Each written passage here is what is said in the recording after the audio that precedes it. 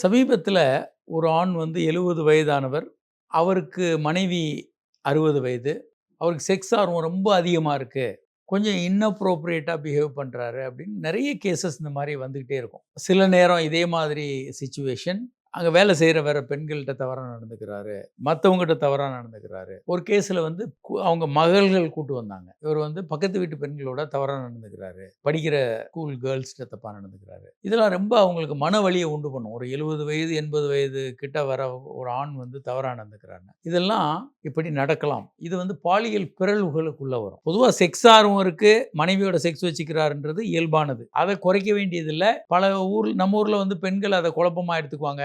ஒரு 60 வயசுக்கு மேல ஏன் செக்ஸ் வச்சுக்கணும்? அது தப்புன்னு நெனச்சுக்கிட்டு அத குறைக்க முயற்சி பண்ணுவாங்க. அது சரி அல்ல. மனைவியோட ஒரு இயல்பா செக்ஸ் வச்சுக்கணும்னு நெனைக்கிறாரு. அந்த ஆர்வம் இருக்கு. அது தவறல்ல. ஆனா பிற பெண்களோட தவறாக நடந்துக்கிறாரு அப்படின்றது வந்து ஒரு ஆபத்தான போக்கு. அத வந்து பாலியல் பிறழ்வுகளுக்குள்ள தான் வரும். இதுக்கு வந்து பல நேரங்கள்ல பெண்கள் மருந்து கேட்டு வருவாங்க. என் கணவர் இப்படி அதிகமா செக்ஸ் வச்சுக்கிறாரு. இதுக்கு ஏதாவது மருந்து சாப்பிடலாமான்னு. பொதுவா கணவருக்கு தெரியாம மருந்துகள் குடுக்குறதுன்றது தவறான போக்கு. அப்படி குடுக்க முடியாது.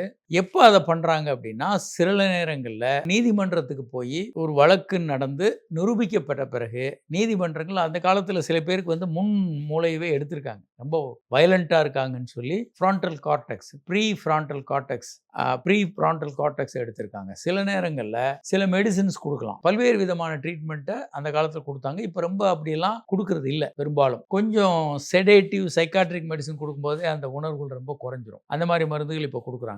கணவருக்கு தெரியாம மருந்துகள் குடுக்குறது அப்படின்றது பொதுவாக பெரும்பாலும் குடுக்குறதில்ல. பாலியல் பிறழ்வுகள்ல அந்த மாரி மருந்துகள் குடுக்கலாம். ஆன்டி ஆண்ட்ரோஜன் போன்ற மருந்துகள், கொஞ்சம் செடேட்டிவ் மருந்துகள், தூக்கம் வர்ற மருந்துகள், விரைப்புத்தன்மையை கொஞ்சம் குறைக்கக்கூடிய மருந்துகள் குடுக்கலாம்.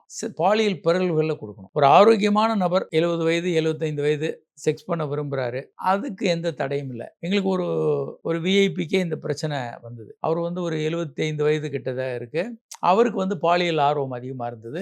அவர் வந்து சிகிச்சைகள் எடுத்துக்கிட்டு இருந்தாரு. ஒரு கட்டத்தில வந்து அறுவை சிகிச்சை பண்ணி பெனைல் ப்ரோஸ்டசிஸே அவருக்கு பண்ணியிருந்தோம். அவர் மகனுக்கே 55 அந்த மாரி 50, 55 வயசு கிட்ட இருக்கும். அவர் ஒரு முறை வந்து ஏன் எங்க ஃபாதருக்கு இத பண்ணீங்கன்னு கேட்டுட்டு இருந்தாரு. அப்பாவுக்கு அவர் முறையான ஒரு உறவு வச்சுக்க விரும்புறாரு. அது நீங்க எப்படி சரி, தப்புன்னு முடிவு பண்ண முடியும்? ஸோ அந்த வயதில ஒரு முறையான உறவு அப்படின்ற பட்சத்தில அது தவறல்ல.